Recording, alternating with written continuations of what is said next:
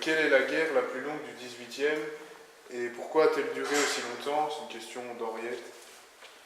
Bien, je pense qu'on peut, sans risquer de se tromper, dire que la guerre la plus longue du XVIIIe, c'est celle qui a commencé en 1792, quand la France a déclaré la guerre à l'Autriche. Il faut se rappeler qu'à l'époque, Louis XVI est quasiment prisonnier, et donc, enfin en tout cas, il est complètement sans pouvoir, et c'est là,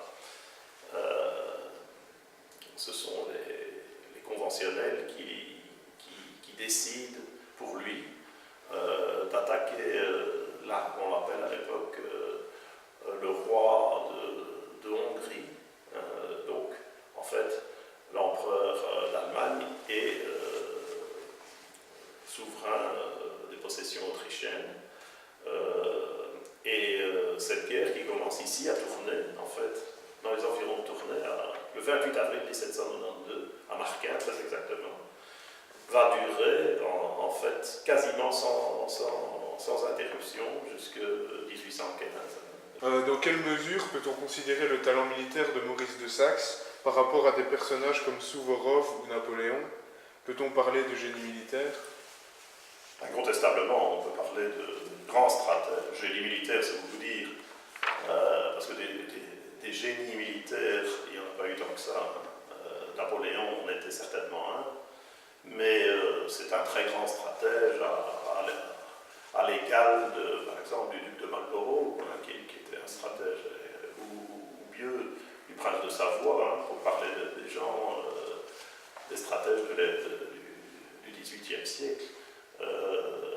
C'était quelqu'un qui avait une vision extrêmement moderne du déplacement des troupes, par exemple. Et donc, il a d'ailleurs écrit un livre, Les pensées de Maurice de Saxe, où il développe ses idées.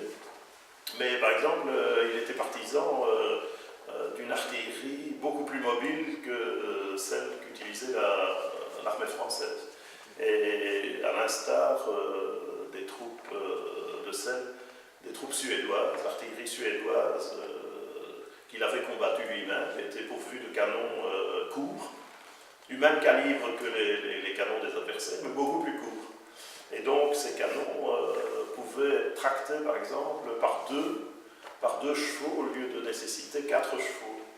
Et sur un champ de bataille, ces canons savaient être maniés par 2 ou 3 hommes, sans nécessiter des servants de cet artilleur, par exemple, dans les autres armées. Donc il avait aussi une conception de l'utilisation des troupes légères, de la cavalerie légère, des hussards notamment, qui était très développée pour son temps. Et il en a fait la preuve dans les campagnes de Flandre, parce que ces troupes étaient extrêmement mobiles. Ces troupes légères étaient extrêmement mobiles et ont infligé une sorte il adoptait une politique, une tactique de harcèlement des troupes adverses qui était très payante.